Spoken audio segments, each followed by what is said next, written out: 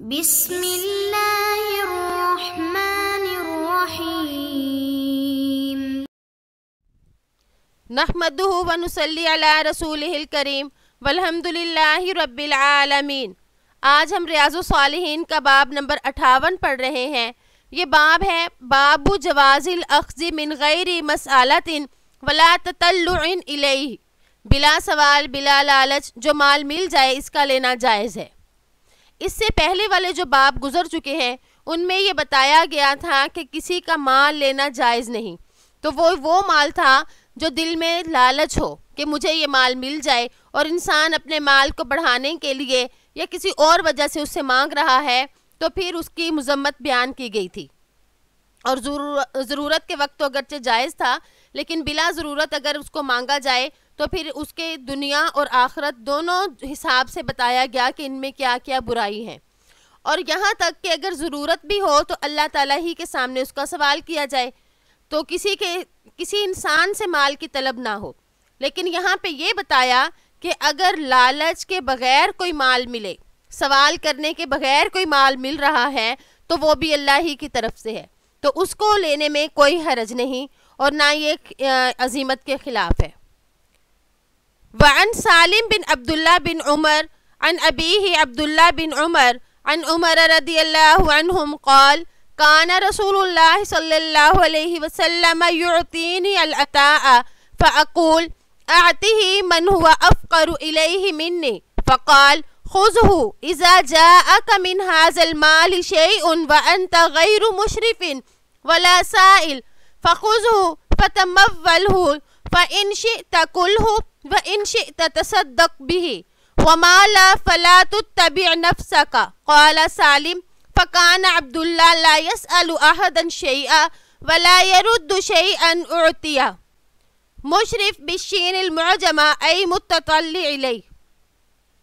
حضرت سالم اپنے والد عبداللہ بن عمر رضی اللہ عنہما سے روایت کرتے ہیں کہ آپ صلی اللہ علیہ وسلم مجھے عطیہ دیتے تو میں یہ کہتا یہ آپ اس کو دے دیں جو مجھ سے زیادہ ضرورت مند ہے، تو آپ صلی اللہ علیہ وسلم فرماتے اس کو لے لو۔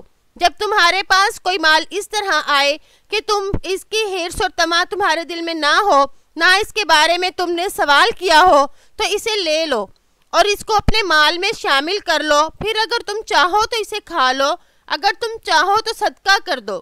جو مال اس طرح نہ ملے تو اس کے پیچھے اپنے آپ کو نہ لگاؤ۔ حضرت سالم کہتے ہیں کہ حضرت عبداللہ بن عمر رضی اللہ عنہما کسی سے کسی چیز کا سوال نہیں کرتے تھے، اور کوئی چیز آپ کو بغیر مانگے مل جاتی تو اسے لینے سے انکار بھی نہیں فرماتے۔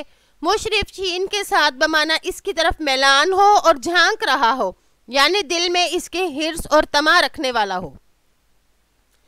اس حدیث میں یہ بتایا گیا کہ حضرت سالم رضی اللہ تعالیٰ عنہ یہ بتا رہے ہیں کہ میرے والد عبداللہ بن عمر رضی اللہ تعالیٰ عنہ کا طرز عمل کیا تھا۔ تو اسی طرح کا ایک واقعہ حضرت عائشہ رضی اللہ تعالیٰ عنہ کا بھی نقل کیا جاتا ہے کہ عبداللہ بن عامر نے کچھ دراہم کچھ کپڑے حضرت عائشہ کے لیے بھیجے، تو حضرت عائشہ نے یہ کہہ کر واپس کر دیے کہ میری عادت کسی سے کچھ لینے کی نہیں۔ تو جب وہ لانے والا واپس جانے لگا تو حضرت عائشہ نے اس کو بلایا اور اس کے ہدیے کو قبول فرما لیا، اور فرمایا مجھے ایک بات یاد آئی کہ آپ صلی اللہ علیہ وسلم نے مجھ سے یہ فرمایا تھا اے عائشہ بغیر طلب کے اگر کوئی چیز ملے تو اس کو لے لینا چاہیے، وہ اللہ کی طرف سے روزی ہے جو تمہاری طرف بھیجی گئی۔ اور اس میں بھی آپ نے فرمایا تھا وَأَنْتِ غَيْرُ مُشْرِفَةٍ کہ تمہیں اس کے ملنے کی حرص اور طمع نہ ہو۔ اور ایک واقعہ یہ آتا ہے کہ امام احمد رحمہ اللہ کے صاحبزادے حضرت عبداللہ وہ یہ فرماتے ہیں کہ میں نے اپنے والد سے دریافت کیا کہ اشراف کیا ہے، تو امام احمد رحمہ اللہ نے فرمایا کہ تو اپنے دل میں یہ خیال کرے کہ یہ شخص مجھے کچھ دے گا یا فلاں شخص مجھے کچھ بھیجے گا۔ تو اس کو یہاں حدیث میں بھی مشرف کہہ کر جو ہے بتایا گیا۔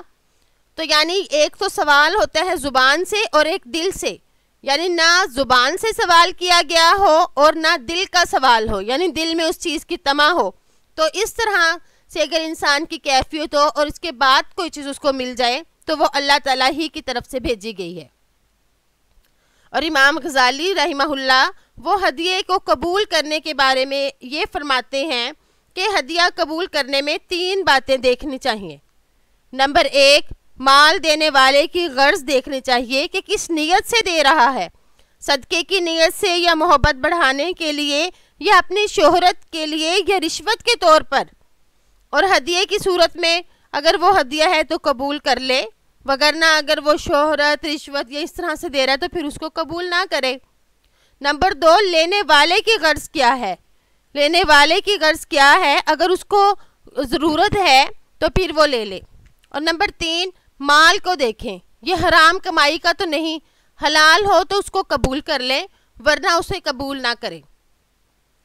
اور یہی بات صحابہ رضی اللہ تعالیٰ عنہم اور تابعین اور اکابر کی زندگی سے بھی معلوم ہوتی ہے کہ وہ بعض لوگوں کے ہدیوں کو قبول کرتے اور بعض لوگوں کے ہدیوں کو رد کر دیتے تھے، کیونکہ وہ یہ دیکھتے تھے کہ اس میں ہدیہ دینے والے کی نیت کیا ہے۔ اس حدیث کے جو راوی ہیں حضرت سالم بن عبداللہ، ان کے بارے میں یہ ہے کہ ان کا نام سالم اور ان کے والد کا نام عبداللہ بن عمر رضی اللہ تعالیٰ عنہ، یعنی یہ حضرت عبداللہ بن عمر، حضرت عمر رضی اللہ تعالیٰ عنہ کے بیٹے عبداللہ اور ان کے بیٹے یہ سالم ہیں۔ اس بات پر سب کا اتفاق ہے کہ حضرت عمر رضی اللہ تعالیٰ عنہ کی اولاد میں سب سے زیادہ ان کے مشابہ عبداللہ رضی اللہ تعالیٰ عنہ تھے، اور عبداللہ رضی اللہ تعالیٰ عنہ کی اولاد میں سب سے زیادہ ان کے مشابہ سالم رحمہ اللہ تھے۔ اور سالم رحمہ اللہ بہت ہی فقیہ تھے، بہت سمجھدار، اور یہ ان مخصوص علماء میں تھے کہ جن کے بارے میں اتفاق ہے کہ زہد، ورع، جلالت، امامت میں یہ بڑے مشہور تھے، اور سب علماء کا اس پر اتفاق ہے۔ علم حدیث میں یہ بہت مشہور تھے۔ حدیث کا علم انہوں نے حضرت ابو ہریرہ، حضرت ابو ایوب انصاری، حضرت عائشہ رضی اللہ تعالیٰ عنہم سے حاصل کیا۔